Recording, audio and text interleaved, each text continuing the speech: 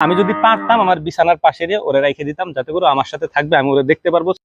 ওর এখন অনেক শক্তি বেড়ে গেছে, আগে এত শক্তি ছিল না। আমি আপনাদেরকে একটা গোপন বিষয় শেয়ার করি, সেটা হচ্ছে যে এখন মেন যে প্রবলেমগুলো ওর হয়েছিল তার মধ্যে অন্যতম একটা প্রবলেম ছিল হচ্ছে। আসসালামু আলাইকুম। আপনারা অনেকেই আমাদের এই বাছুরটা সম্পর্কে জানতে চাইছেন। গত কয়েকদিন আগে আমি একটা ভিডিও দিছিলাম, যে ভিডিওতে দেখাইছিলাম যে এই বাছুরটার অবস্থা একেবারেই হচ্ছে মানে মাটিতে শুয়ে পড়ছিল, মানে বাঁচার আর কোনো সম্ভাবনা ছিল না। তো আল্লাহ রহমতে, আল্লাহ তাআলার অশেষ কৃপায় বাছুরটা সুস্থ হয়েছে, এখন মোটামুটি সুস্থ। তো কিভাবে সুস্থ আমরা করছি সেই বিষয়গুলো আপনাদেরকে বলার চেষ্টা করব এবং আপনাদেরকে দেখানোর চেষ্টা করতেছি আসলে ওর কি হয়েছিল মূলত আর কি। আমাদের এই বাছুরটার মূলত হয়েছিল লাম্পি স্কিন ডিজিজ, যেটাকে এলএসডি বলা হয়, আপনারা দেখছেন সেটা। এটা সারা বাংলাদেশে এখন আছে। ওর এই যে কম্বলটা আছে, এটার আমরা কম্বল বলি, বা আপনারা হয়তো অনেকেই জানেন যে এটা হচ্ছে কম্বল বলা হয়। দাঁড়াও দাঁড়াও দাঁড়াও দাঁড়াও। তো এই যে কম্বলটা না, এই কম্বলটা ফুলে তারপরে এইটা প্রায় এরকম হয়ে গেছিল। হ্যাঁ, মানে এত বড় মোটা হয়ে গেছিল যেটা ও গলা দিয়ে উঠাইতে পারতো না আর কি। আর খাবার তো পারতোই না, মানে ওর খাবারের কোনো রুচি ছিল না, খাইতেই পারতো না। তো আমরা কি করছি, আমরা মূলত ওই দিন যে চিকিৎসাগুলো দিছিলাম হয়তো আপনারা সেগুলো দেখছেন।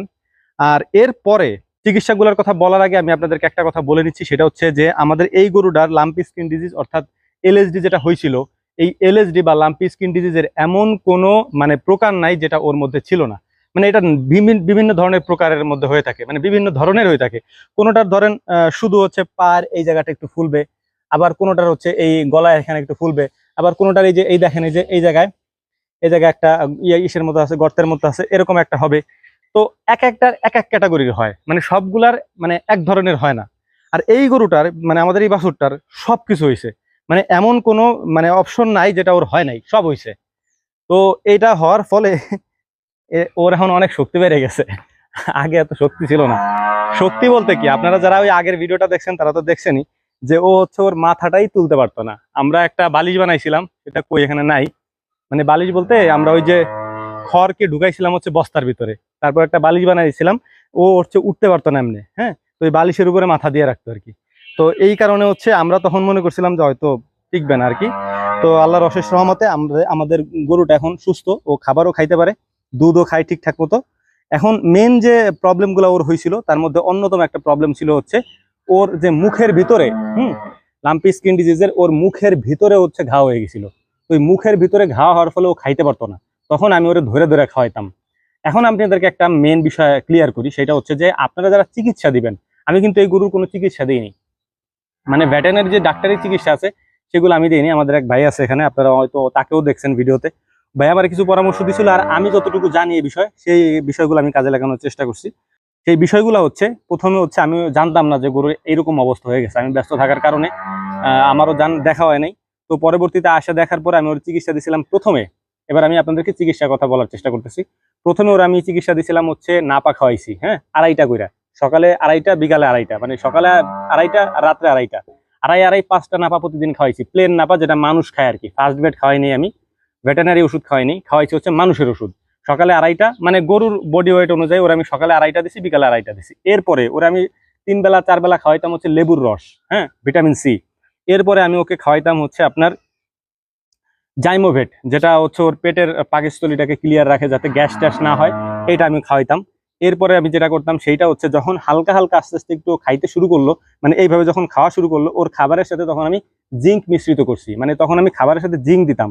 জিঙ্ক দেওয়ার ফলে হয়তো কি, ওর যে খাবারের রুচিটা থাকতো না আর কি, বা আগে ছিল না, ওই রুচিটা ওর আস্তে আস্তে ফিরে আসা শুরু করলো। হ্যাঁ, তো তখন ও খুব ভালোভাবে এই খাবারগুলো খাইতে শুরু করলো। এই যে দেখেন, এখন ওই একটু আগে হচ্ছে ভরপুর দুধ খেয়ে আসছে, মানে একটু আগে ভরপুর দুধ খেয়ে আসছে, দুধ টুধ খেয়ে এসে তারপরে যে খাইতে দিছে, এখন যে খাইতেছে ও। তো ওর এই খাবারের সাথে যদি আপনি জিঙ্ক মিশাই দেন, তাহলে ওর খাবারের রুচিটা মোটামুটি একটু ঠিক থাকবে। তো মাশাআল্লাহ, আলহামদুলিল্লাহ, ওইটা এখন মোটামুটি সুস্থ। আর ওর শরীরের যে ফোসকাগুলো দেখতেছেন, আমি যতটুকু আমি আপনাদেরকে বলতে পারবো, ওর এই যে কানের কাছ দিয়ে দেখতেছেন, তারপরে এই যে মাথার কাছ দিয়ে, গলার কাছ দিয়ে, এই যে ছিদ্রগুলো আছে, এই যে ফোসকা বা পক্স গুলা আছে, এই পক্স গুলা এখন আর উঠবে না। হ্যাঁ, এগুলা শরীরের সাথে শুকাই যাবে, ওই জায়গা থেকে মানে চামড়ার সাথে একবারে মিশে যাবে। কিছু কিছু জায়গা আছে, 2-3টা জায়গা আছে যে জায়গা থেকে উঠার সম্ভাবনা আছে। তার মধ্যে অন্যতম হচ্ছে এই জায়গাটা, এইটা। তারপরেও এটা শুকাই যাইতেছে আর কি, এটা উঠবে না, তার আমার যতটুকু ধারণা উঠবে না। আর যদি ওঠে তাহলে 5 টাকার কয়েনের মতো উঠে চলে আসবে। তখন আমরা কি করব, আমরা হচ্ছে নেভানল পাউডার ব্যবহার করি। কারণ নেবানাল পাউডারে হচ্ছে অ্যান্টিবায়োটিক, আপনি যদি এটা দেন তো দিতে পারেন। আর যদি এর বাইরে ঘরোয়া কিছু দিতে চান আপনি, তাহলে আপনি হলুদের গুঁড়া দিতে পারেন। হ্যাঁ, হলুদের গুঁড়াকে পানির সাথে একটু মিক্স করে আঠা আঠা করে তারপর আপনি যে ক্ষত স্থানগুলো আছে ক্ষত স্থানগুলোতে দিয়ে দিলে আলহামদুলিল্লাহ এটা সুস্থ হয়ে যাবে আর কি। তো এই হচ্ছে প্রসেস।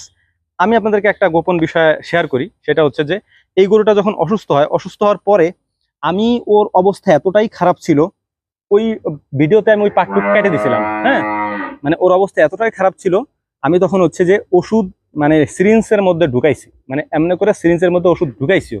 ঢুকানোর পরে আমি চিন্তা করলাম যে আমার খামারে 20-22টা গরুর কোনো গরুকে আমি কোনো ধরনের চিকিৎসা আজ পর্যন্ত দেই নাই, আলহামদুলিল্লাহ কোনো গরু মারা যায় নাই। ম্যাক্সিমাম ক্ষেত্রে এইসব গরুর এইগুলা হইলে অনেকের গরু মারা গেছে, আমাদের গরু মারা যায়নি। তো তখন আমি চিন্তা করলাম যে না, দিব না, আল্লাহ যা করে করবে, আল্লাহর উপর ছেড়ে দিছি, আমি ইঞ্জেকশন দিব না।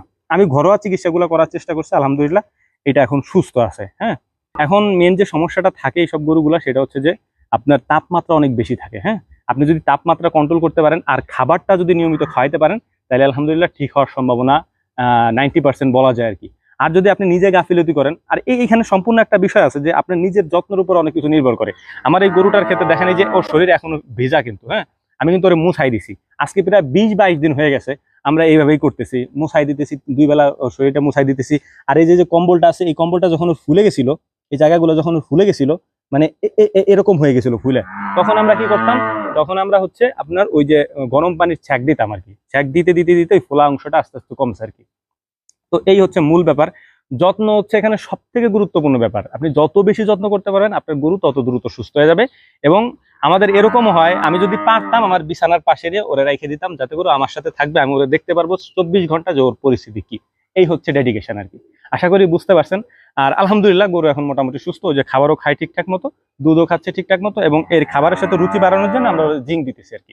হ্যাঁ, খাবারের সাথে 2 মুটকি করে জিঙ্ক দিতেছি, জিঙ্ক খায় মোটামুটি এখনো সুস্থ এভাবেও আছে আর কি। তো এই ছিল আমাদের মানে এই গরুর ভিডিও, আপনারা যারা দেখতে চাইছেন। আর আমি অনেকদিন পর্যন্ত এই ধরনের ভিডিও করি না, এটা আপনারা অনেকেই জানেন। এর কারণ হচ্ছে যে আমার সময়ের স্বল্পতার কারণে হয় না। তো আল্লাহ তাআলা আপনাদেরকে ভালো রাখুন, সুস্থ রাখুন, এই প্রত্যাশায় বিদায় নিচ্ছি। ওমা তৌফিকি ইল্লা বিল্লাহ, নাসরুম মিনাল্লাহি ফাতহুন কারীব, ওয়া আখিরু দাওয়ানা আলহামদুলিল্লাহি রাব্বিল আলামিন। আসসালামু আলাইকুম ওয়া রাহমাতুল্লাহি তাআলা ওয়া বারাকাতুহু।